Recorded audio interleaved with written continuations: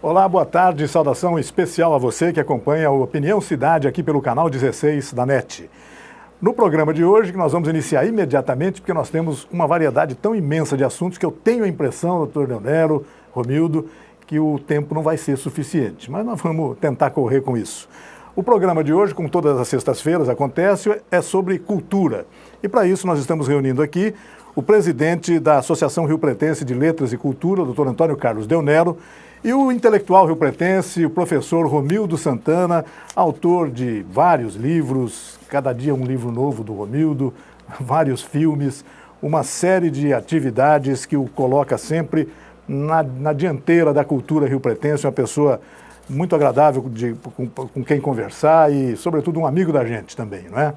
Então, muito obrigado pela presença do doutor Leonero, muito obrigado, Romildo. Vamos começar, então, falando sobre cultura. Simples assim, né? Começar falando sobre isso. Doutor Leonero, fala um pouco sobre a Academia Rio-Pretense de Letras e Cultura. Quais são os grandes projetos aí para esse início de ano? Aproveitando para desejar a vocês um feliz ano novo, um 2014, cheio de realizações também na área cultural.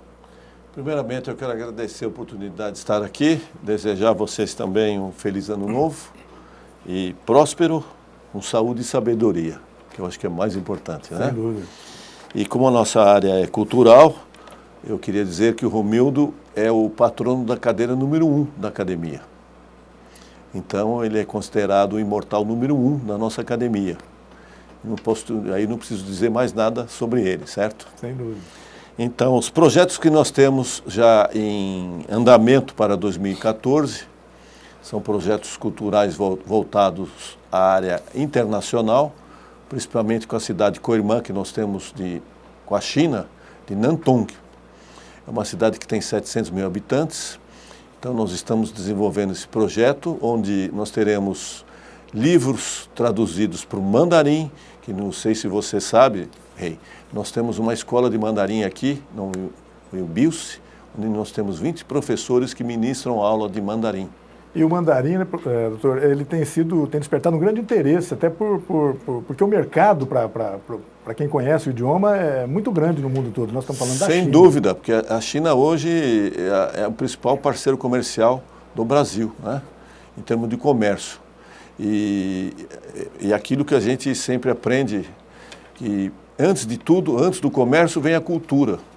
Daí o interesse em nós levarmos a cultura rio-pretense para Nantong, é uma cidade próspera na China, co-irmã de São José do Rio Preto. Como é que vai se viabilizar esse convênio, né? Convênio cultural entre Rio Preto e Nantong? Haverá atividades culturais lá e aqui? Como é que é isso? Sem dúvida. A ideia é nós traduzirmos os livros dos produtores, os escritores rio-pretenses para o mandarim, utilizando o Instituto Confúcio, no formato e-book. E além das obras literárias, as obras de artistas plásticos também, porque a Academia Rio-Pretense de Letras e Cultura, ela é multicultural, ela não possui só escritores.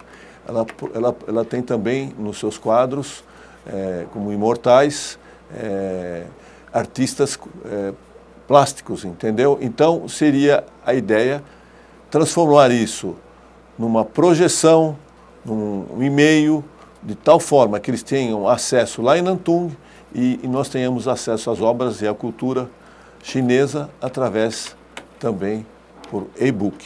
Temos data para começar esse intercâmbio? Durante esse ano.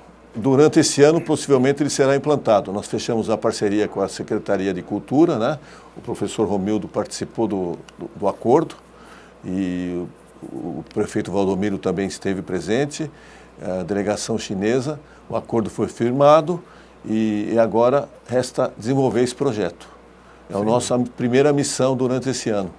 Que bacana, nós vamos conversar mais sobre isso também, mas vamos aproveitar já a presença do professor Romildo Santana aqui no Opinião Cidade. Com ele nós temos vários assuntos a respeito dos quais conversar, né? Tem o filme A Moda é Viola, que deve entrar em exibição comercial agora nesse ano. Tem novos livros que ele lançou, tem a segunda edição do Moda e Viola. Terceira edição, desculpa, Romildo.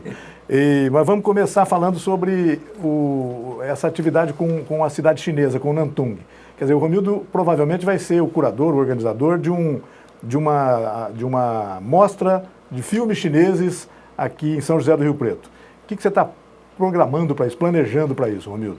Bom, primeiro obrigado por ter vindo. Isso. Obrigado pelo convite também, Zé Luiz Rei, nosso amigo de há quanto tempo, né? Prazer em estar aqui falando na TV da cidade, que nos orgulha, porque é um canal comunitário que a nossa voz caipira, no melhor sentido possível, é ouvida ouvida e vista pelos nossos concidadãos. Desejar a você que está aí nos assistindo um maravilhoso ano novo, né? E mais uma vez, então, obrigado pela oportunidade de estar aqui a seu lado, ao lado do Dr. Antônio Carlos Deonero, que é o presidente da Academia Rio Pretense de Letras e Cultura. Bom, eu tenho uma filmografia, uma filmoteca razoável de uns 10 mil filmes, mais ou menos, na minha casa. Dos meus interesses, desde criança, é o cinema. E como tenho filmes de muitos países, tenho também da China. Filmes muito bonitos, muito interessantes. Filmes chineses, de 100 a 150 filmes, mais ou menos. E quando eu fui convidado para ser curador de uma mostra de cinema chinês, me trouxe assim, uma grande alegria e é também uma preocupação, não é? Porque a China ela é tão distante do nosso país, não é? Tão distante do ponto de vista geográfico, do ponto de vista linguístico, do ponto de vista cultural, religioso, não é? Então é uma coisa muito distante e também estético, não é? E a China tem uma produção muito bonita de cinema, muito bonita, divulgada aqui no Ocidente há não muito tempo, né, e que tem feito sucesso em todo o mundo. Enquanto o Romildo está expondo essa informação toda, nós estamos mostrando para vocês aí no vídeo algumas capas desses filmes chineses, alguns deles bastante conhecidos. Bastante conhecidos. No mundo inteiro hoje, né? Por exemplo, tem um filme que vai ser lançado agora em fevereiro, chamado O Grande Mestre, que vai concorrer ao Oscar de melhor filme estrangeiro. Eu já vi esse filme, tá certo que não entendo nada de mandarim e tenho alguma dificuldade de entender a legenda em inglês, mas é um filme muito interessante. E esses, assim, o Clã das Adagas Voadoras, etc., e filmes encantadores, como, por exemplo, O Caminho de Casa, que é um filme sobre costumes tradicionais chineses e a questão da educação fundamental na China. Esse filme Nenhum a Menos, que é um filme extraordinário de uma menininha que é uma professora, porque ela está substituindo o professor mais velho que vai para a cidade, e ela fica encarregada de tomar conta de uma sala de aula de ensino fundamental de umas 30, 40 crianças. E são filmes muito comoventes e eu tenho certeza que farão sucesso as pessoas que assistirem a essa mostra. E darão oportunidade para a gente conhecer um pouco da China, que é um país tão importante, é um país vastíssimo, né? O terceiro maior do mundo, é um país que tem 1 bilhão e 300 milhões de habitantes, né? E fala uma língua estranha, tem uma religião diferente, para nós conhecermos essa cultura. É interessante também, Rei, assim como, por exemplo, você que me lembrou agora há pouco, mas muita gente sabe, né? O Milionários é Rico fazem grande sucesso na China. Telenovelas brasileiras fazem muito sucesso na China, que vai mostrar também, embora essa grande distância, essa extraordinária distância geográfica e distância de todo tipo que nos separa o Brasil da China, existe uma proximidade, que são dois países de tradição agrária, não é? E daí eles gostarem, né, de uma telenovela como Escrava Isaura, eles gostarem da dupla Milionários é Rico, né, que representa o coração, em certos aspectos, da população, não praticamente da nossa região caipira, que é a região mais populosa do nosso país, mas do Brasil, né? um dos corações do Brasil, são os dois, Milionário e Zé Rico, e eles fazem sucesso lá. A gente gostaria que a cultura chinesa também fizesse sucesso no Brasil. Eles, por serem de uma cultura milenar, têm muito a nos ensinar, não é? Do ponto de vista cultural, do ponto de vista estético e etc. Mas o que a gente conhece da literatura chinesa, da pintura chinesa, da escultura chinesa? Muito pouco, não é? Então essa aproximação, em boa hora, no primeiro mandato do prefeito Valdomiro, quando ele liderou, juntamente com o Dr. Duval Goes, né, essa expedição para a China e para essa cidade de Nantong, né?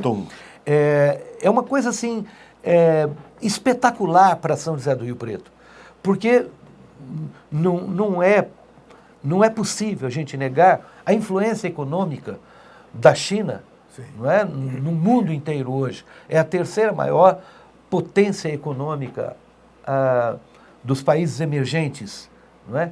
E quem não aproveitar essa oportunidade do investimento chinês no seu país e especificamente na sua cidade, está perdendo o bonde da história. Então essa aproximação de São José do Rio Preto pelo Duval Noronha, que é um rio-pretense da gema e que tem muito amor a essa cidade e, ao mesmo tempo, é provavelmente a maior zona de contato econômico e jurídico, as questões jurídicas do Brasil com a China, está perdendo o bonde da história.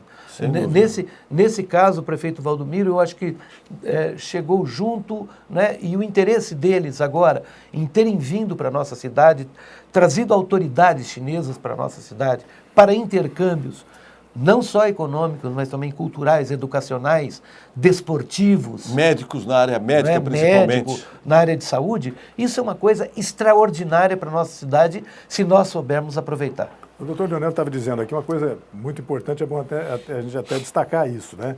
Quer dizer, o intercâmbio cultural com outras finalidades acaba depois provocando o intercâmbio econômico. Haverá o que acontece, de economia aí no meio.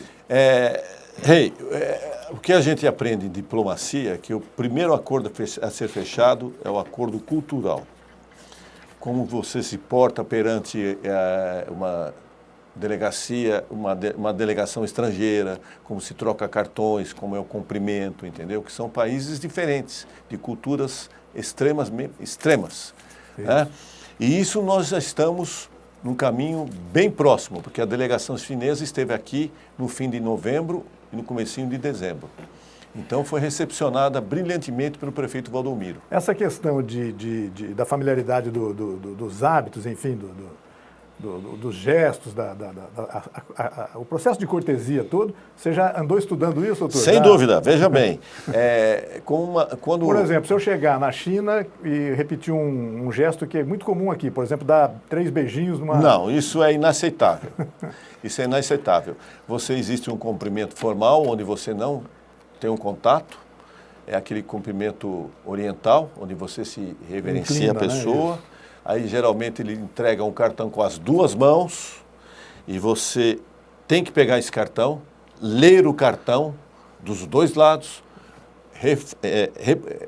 novamente recumprimentar e botar o cartão no bolso. Ler o cartão ainda que em mandarim. Que seja em mandarim. E se você pegar simplesmente o cartão e enfiar no bolso, você já quebrou o protocolo. Né?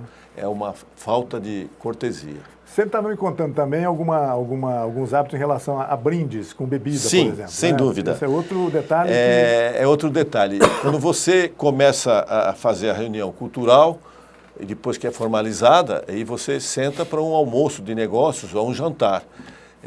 O doutor Duval Noronha Goes fez uma recepção para a comitiva chinesa e depois o doutor Valdomiro retribuiu. Então acontece o seguinte, quando eles adquirem confiança, eles começam a brindar. E campeia, é o nome que eles falam, que é a nossa saúde, né? Então eles pegam uma taça, que seja de champanhe, e te convida, por exemplo, o Romildo está do meu lado, ele fala, campei.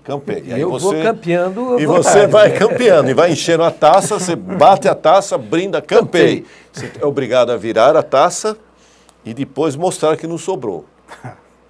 Quer dizer, tem que ter um Nessa parte a preparo gente tem, físico. certo, proximidade. Né? Agora, se você for impossibilitado de beber e dizer que, olha, desculpa, mas eu não bebo, ele vai acertar. Agora, se você continuar brindando, eles são bons, entendeu? Eles continuam. O importante é dizer tudo isso é ressaltar essas diferenças grandes que existem. Isso, são culturas, né, que devem ser aproximadas. Como, por exemplo, quando a delegação brasileira foi para lá, de Rio Preto, saiu daqui, e existia uma certa dificuldade, porque eles não sabiam, então houve um treinamento. Então, nessa próxima aproximação que existiu há pouco tempo atrás, esse quebra-gelo já estava resolvido, entendeu? Entendi. Então, as pessoas já sabiam como se portar aqui em Rio Preto. Agora, o mais importante... imagina a obra do nosso acadêmico imortal, a moda e viola, ser apresentado na China, em mandarim, o que representa isso para nós. Você imagina, nós temos os escritores riopretenses, e não são só da academia, traduzido as suas obras para o mandarim e eles terem acesso a isso. É maravilhoso, entendeu? Esse acervo cultural... É muito importante essa troca de relação. Agora, existem filmes que, além do que o Romildo tem, como ele ficou responsável pelo acervo, o Dr. Duval também vai disponibilizar filmes sobre a cultura chinesa, que é a cultura milenar, né? Sim. Coisa que nós somos um país novo, perto da China, né? Então, esse intercâmbio é muito importante. E por trás disso vem a relação comercial, porque os chineses vêm com dinheiro na mão. E com investimento, entendeu? Sem dúvida. Isso é importante para a nossa cidade. E outra coisa, por que o Dr. Duval Noronha Goios escolheu a cidade de Nantong?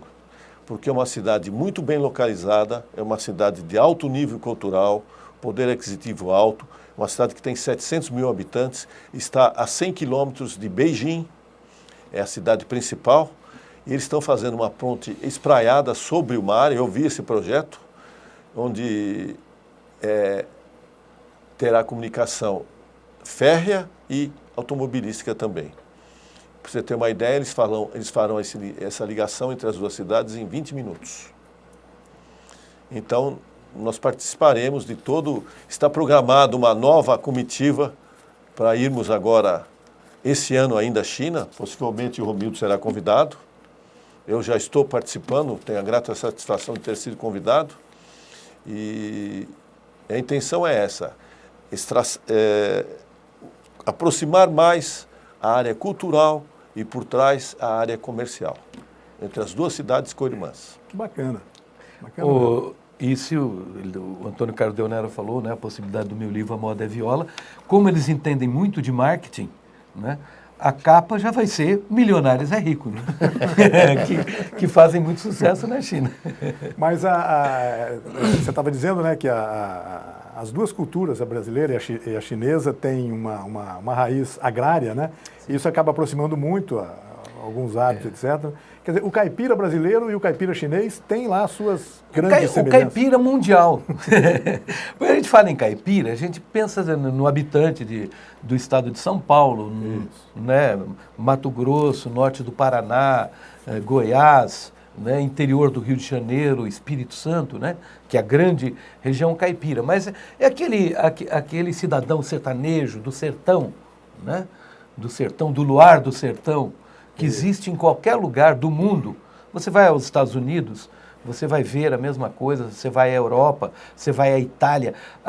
O cinema italiano, a literatura italiana mostra fartamente, né, Pirandello, esse homem do campo, esse homem rural, que, aliás, veio esbranquiçar a cultura brasileira, substituindo a mão de obra escrava. Por que eles se acaipiraram tão rapidamente? Porque eles eram caipiras lá na Itália. Sem assim dúvida. Também acontece na França, acontece na Espanha, acontece em Portugal. O caipira é tudo igual.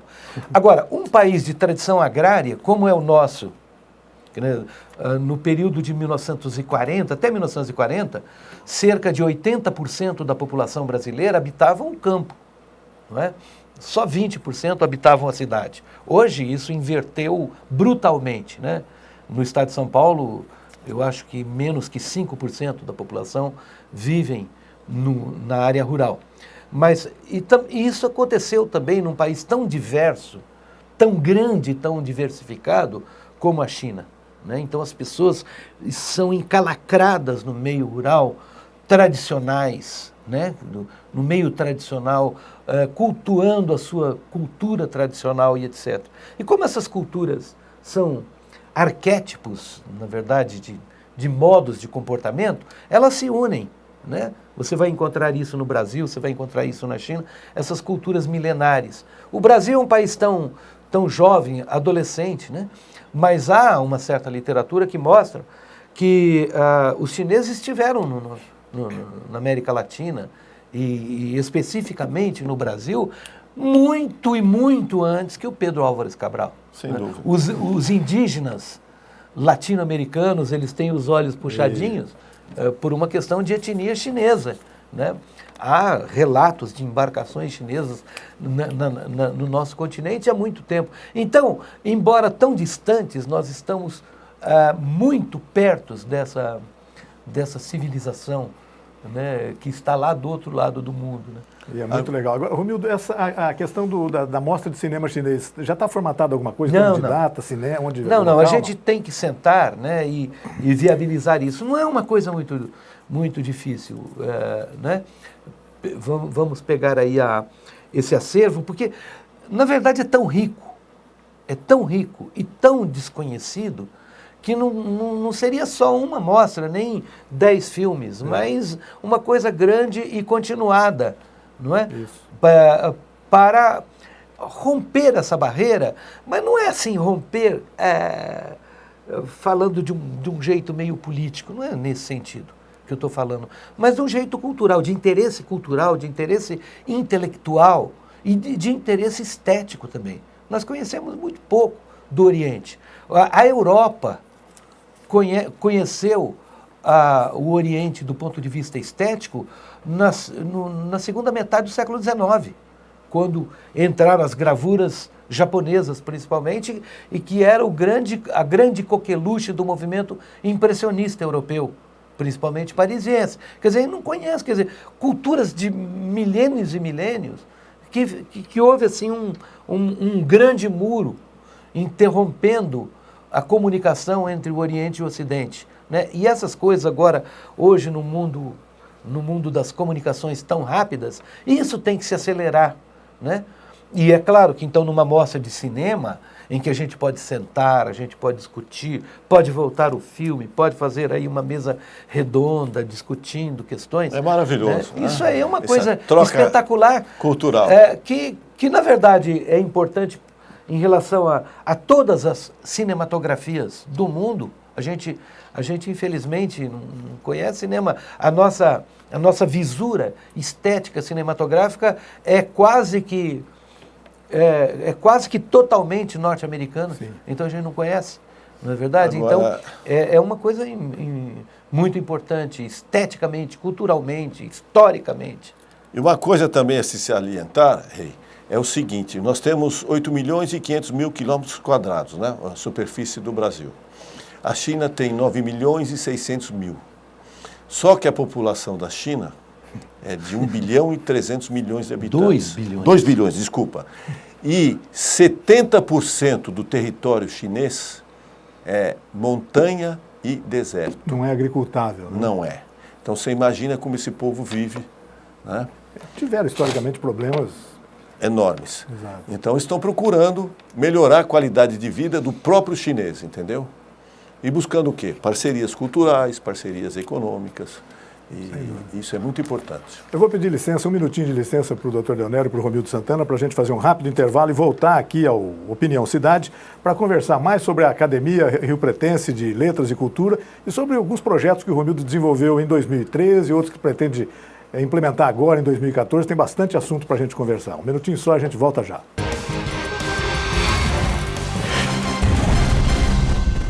Itamaraty Contabilidade e Auditoria, 30 anos de serviço. Nem precisa dizer que vale a pena. Alcançamos todo o Brasil através da Rede Nacional de Contabilidade. Itamaraty Contabilidade e Auditoria. Inteligência fiscal é aqui. Obra fundamental para Rio Preto. A duplicação da BR-153 vai acontecer. Vamos ter mais de 17 quilômetros duplicados, 9 trevos com 14 viadutos. A Prefeitura refez projetos anteriores, adquiriu licença ambiental que não existia e antecipou as desapropriações, que nem era sua obrigação. 70% estão resolvidos. Saiu aí a duplicação da nossa cidade, só tenho a agradecer. Trânsito melhor e com muito mais segurança. Prefeitura de Rio Preto.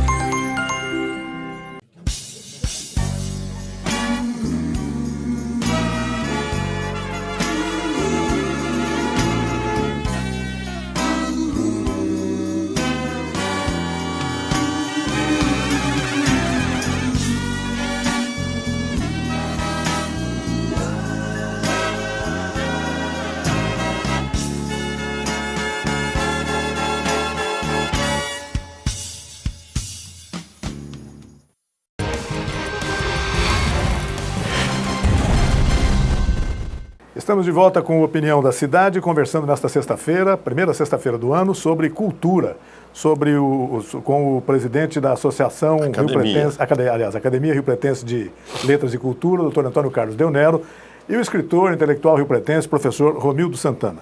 Vamos falar um pouquinho sobre a academia, Dr. Deonero. Faça um breve histórico sobre a academia. Eu sei que há muito tempo se conversa sobre a conveniência de se instituir uma academia de letras. José Luiz, eu vou explicar como surgiu a ideia da academia. Primeiro, eu faço parte da Academia Brasileira de Direito Tributário. Eu sou membro do Conselho Científico. Eu moro em Rio Preto desde 1988. E eu notei que existem várias personalidades aqui em Rio Preto que não tinham o devido respeito e a valorização cultural de destaque. Aí nós resolvemos fazer esse projeto da Academia Rio Pretense de Letras e Cultura. O Romildo é o acadêmico número 1. Ele foi o primeiro que topou participar desse projeto. Quantos são os acadêmicos? 40 acadêmicos. A nossa academia... Esse é um número estatutário. Estatutário. Existe um conselho superior, onde são os imortais. Cada cadeira tem o seu nome. O primeiro que ocupa a cadeira... É o fundador, né? É o número 1, número da cadeira, e passa a ser o nome da cadeira. Certo. Então, por exemplo, nós já tivemos casos de falecimento. O Edson Baffer era um fotógrafo, exímio fotógrafo rio-pretense, ocupava a cadeira número 15. Ele faleceu. Então, a cadeira número 15 chama-se Edson Baffer. Certo, ele é o patrono da cadeira. Ele é o patrono, ele é o imortal para a cultura rio-pretense. Hoje, a cadeira número 15 foi eleito o Ari Ficaz. Então, como funciona essa escolha? Nós temos um conselho superior e temos os membros natos da academia, que fundaram a academia, que são do conselho diretor, e nós fazemos uma reunião, essa reunião é seletiva, fechada, até nós chegarmos a um consenso. Eleito esse novo acadêmico, se ele for ocupar a cadeira que está vazia, ou seja, que é a primeira, ele será considerado um imortal para a nossa cultura. Existem candidaturas? Quer dizer, o próprio conselho apresenta os candidatos? Sem dúvida, é uma disputa assim que o Romildo sabe, né?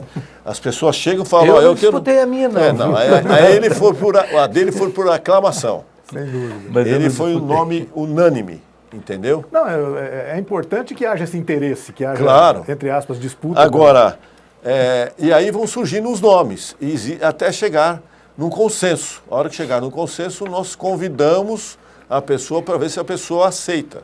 Porque se ela não aceitar, já teve um caso, né, Romildo? A pessoa, não me interessa, nós nem divulgamos.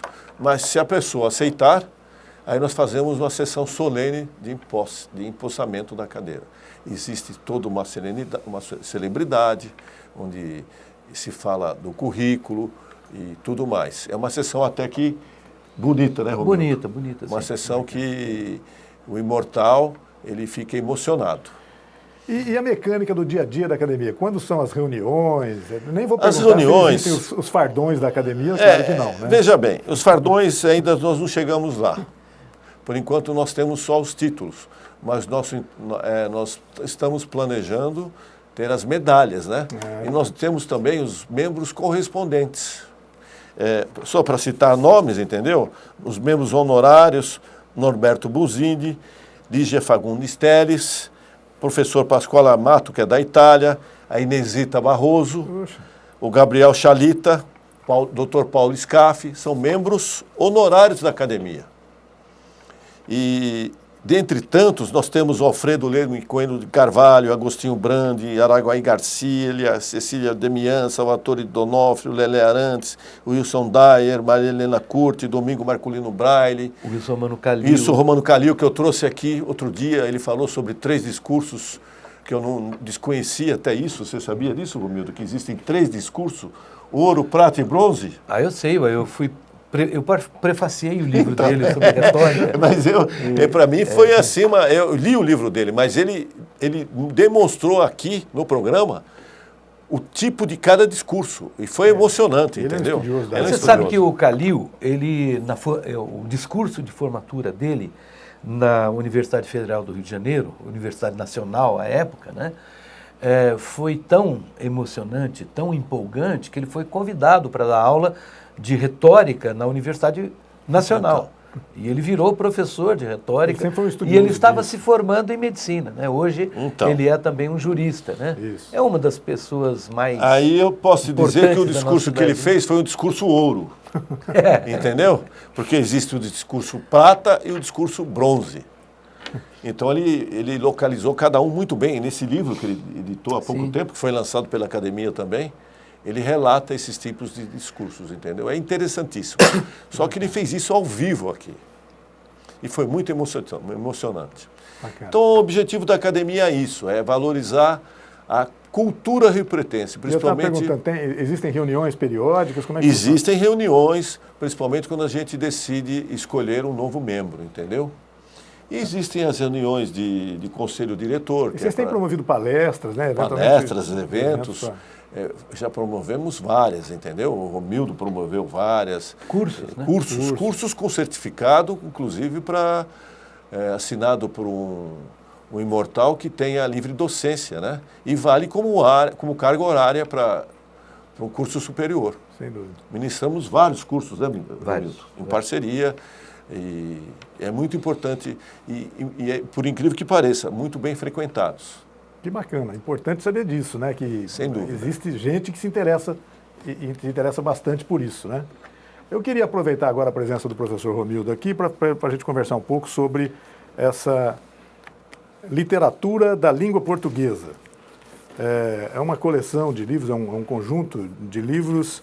São 5 volumes. Isso, envolvendo marcos e marcas de países lusófonos, ou seja, países que utilizam o idioma português Isso. Esses países que utilizam o idioma português. Romildo, fala um pouco sobre esse trabalho aqui, sobre essa coleção. Essa coleção, ela está sendo lançada simultaneamente em Portugal, Moçambique, Angola, Cabo Verde, Brasil.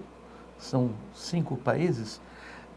E cada volume trata da cultura de um país, da literatura e da cultura de um país. E o Antônio Manuel dos Santos Silva e eu fomos convidados para escrever sobre o Brasil. Então, tem Marcos e Marcas Brasil, Marcos e Marcas Portugal, Marcos e Marcas Moçambique, Angola e Cabo Verde. E tem como intuito essa aproximação legal que se deu agora da língua portuguesa, né, entre os países que falam, os países lusófonos que se chama, né? E é interessante porque o que nós conhecemos da literatura de Angola? O que nós conhecemos da literatura de Moçambique, Cabo Verde? Nós conhecemos literatura de Portugal, né? As pessoas estudam literatura portuguesa para o vestibular, mas nós não conhecemos nada. E o que um angolano conhece da cultura brasileira, né? Então, essa coleção visa a essa aproximação, que não é uma aproximação só de você calibrar a mesma língua escrita comparar essas coisas, não é isso? Não só, é né? isso. Mas é a aproximação da cultura mesmo. Quer dizer, porque não adianta nada você equiparar a língua escrita. No Brasil, no século XIX, a língua escrita era utilizada por poucos, né? Nós éramos majoritariamente analfabetos. Agora, se você for pensar em países como Angola e Moçambique, muito mais ainda. Eles falam ainda línguas tribais, né? A língua portuguesa é usada para documentos oficiais, né? Para documentos da antiga coroa portuguesa, né? que colonizou esses países, inclusive o nosso, né? Então, visa a essa aproximação cultural, humana, entre os países que falam o idioma português. Esse é o objetivo.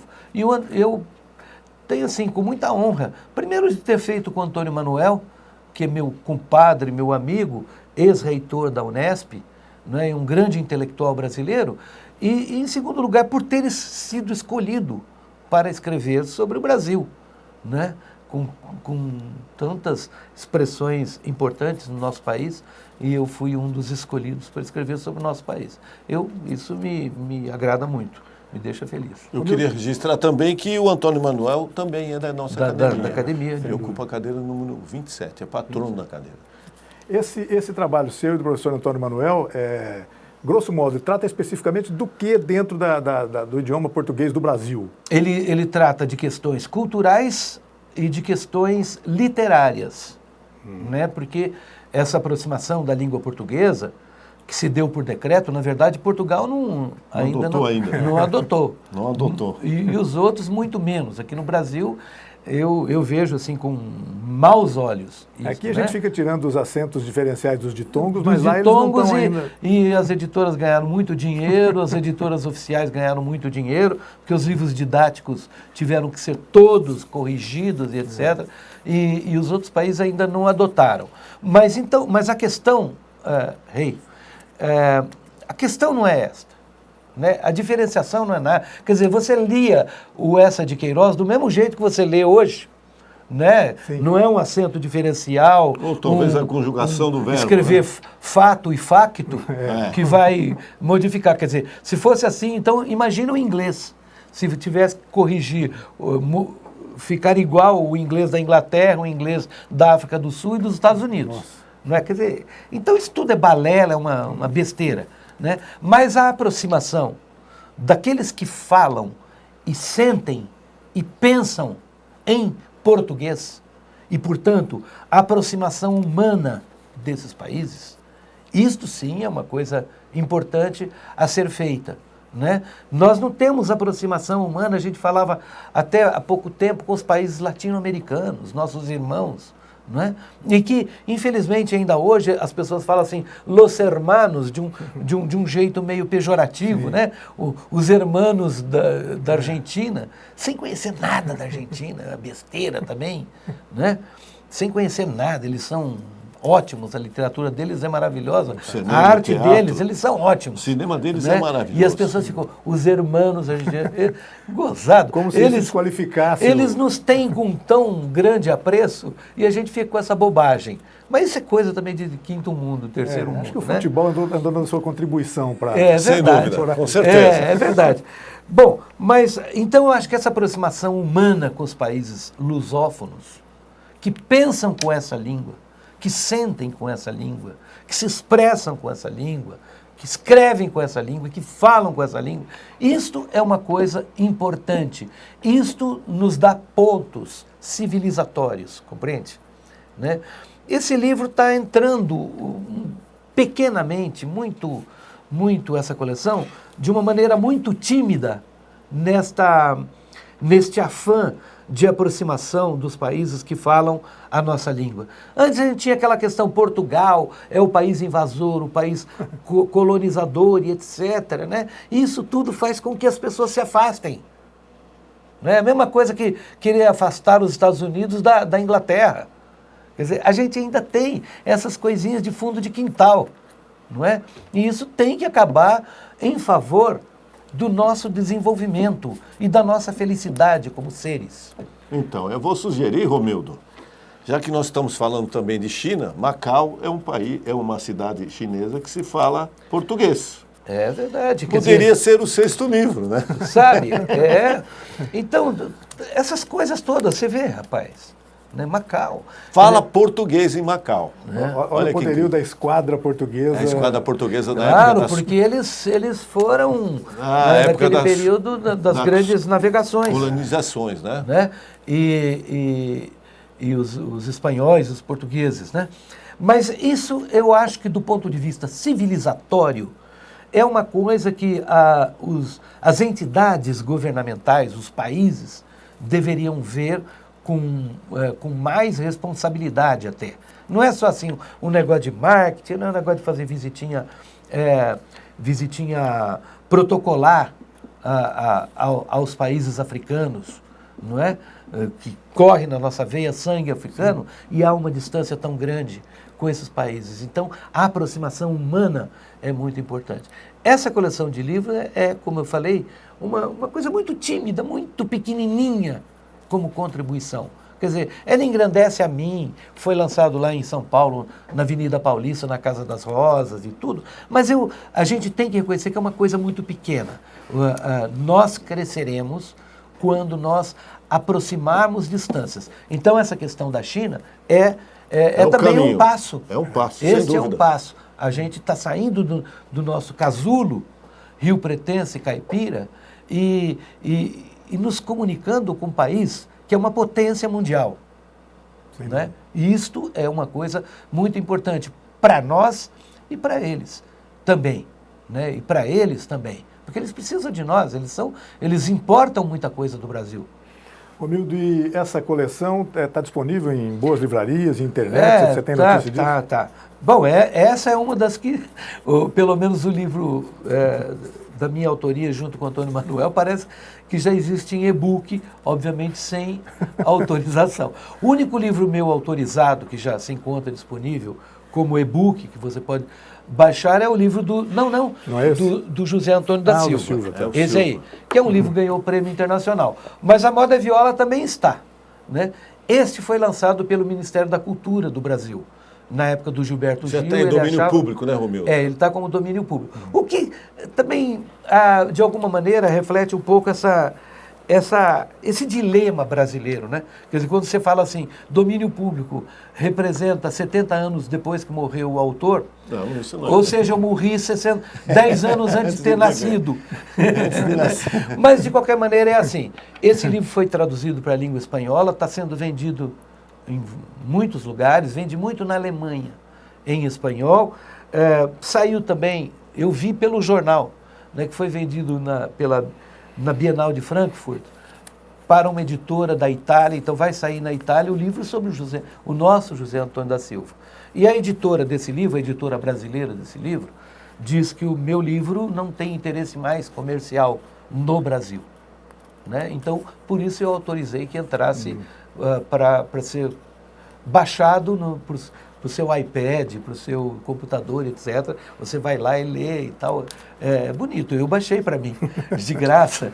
Mas os outros livros, alguns dos meus livros também, já você pode baixar, mas esses piratamente falando.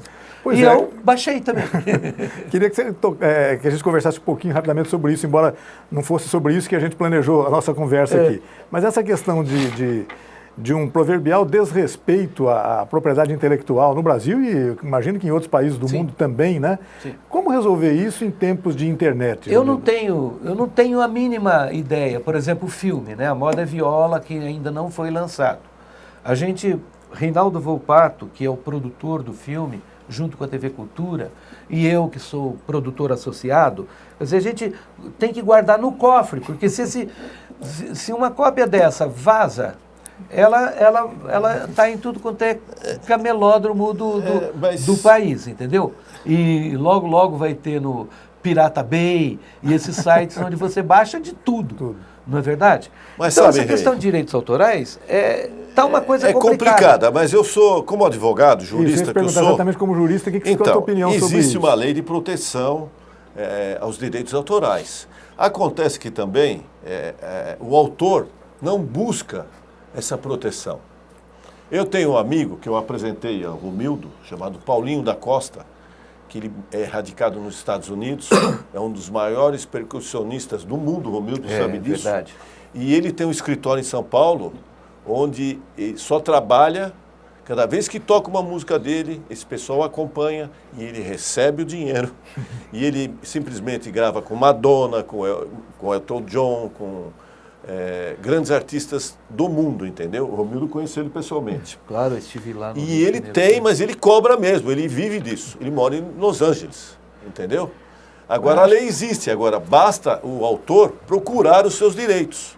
É, inclusive uma recomendação que eu faço, entendeu? Existem escritórios, especialistas só nesta área. Não é a minha área, eu sou tributarista, mas que faz valer o direito, faz sim. Demora tudo, mas... Olha, mas a pergunta do Rei foi direitos autorais em tempos de internet. Aí é uma questão muito complicada, Rei. Mas existe um muito registro. Complicado. Quer dizer, você... negócio de pirataria, quando eu trabalhava na TV Tem, né, nós fizemos muita matéria sobre o camelódromo e etc, naquela época que vendia tudo e tal, e eu acabei me aproximando de alguns camelôs desses do Shopping Azul, né? E um lá chegou, um deles, não vou revelar o nome, um dia ele falou para mim assim, a sua auxiliar lá de casa, a sua empregada doméstica, tem computador lá na tua casa? Na casa dela? Tem. Graças a nós. Porque naquela época um programa do Windows custava mais caro que o computador. Sim. Entendeu? Sim. Então, graças a nós que ela tem. Né? E hoje ainda... Agora, como é que você faz? Muito. Quer dizer, aí eles diminuíram drasticamente o preço do Office, né, do Word, etc., e que você já é mais acessível, compra e tal. Mas até um tempo atrás era impossível. Então, o filme, se as pessoas, eu acho que vão comprar, porque gostaram muito do filme. A Moda e Viola é um longa-metragem, vai sair esse ano no cinema, vai passar na TV Cultura, etc. E é muito bonito, mas eu sei que os impostos, a carga tributária no Brasil é uma coisa proibitiva. Então você tem um filme que custa R$39, que é bastante para quem ganha um salário, entendeu? Então, se meu filme tiver, a pessoa que quer comprar um filme bonitinho, na caixa, com a capa original, etc., e se for comprar daquele outro que vende 3 por 10, mas que não compraria nunca o meu filme por 39, nunca, eu prefiro que ele veja daquele de 3 por 10, porque a cópia é praticamente igual, entendeu? Ele vai usufruir desse produto cultural. É uma realidade com a qual nós temos que conviver. Na verdade é o seguinte... Entendeu? Então, meu livro lá, está lá na internet, de graça, domínio público, aquelas coisas todas. Mas, para mim, eu não escrevi só para ganhar dinheiro. E, aliás, você sabe que escritor não ganha dinheiro no Brasil. Quantos escritores vivem como escritores no Brasil? Pouquíssimos. Né? Meu livro eu ganhei mais porque ele ganhou prêmio fora do Brasil. Ganhei direitos autorais fora do Brasil. Não no Brasil. Geralmente no Brasil eles fazem o seguinte, editora, fala assim, você tem 10%. Então se a tiragem de 3 mil, nós damos 300 livros. E aí você tem mais do que 300 amigos, para dar de graça, de presente. Esse é o problema. E o custo para você registrar a marca do livro, a patente do livro, é muito caro e demorado. Bom, meus livros todos têm patente. Eles existem. Por exemplo, o filme, ele está numa fase agora de registro de nascimento. Então você vai olhar aí, meus livros, ele tem registrado na Biblioteca Nacional portanto, ele tem uma marca internacional, ele existe internacionalmente.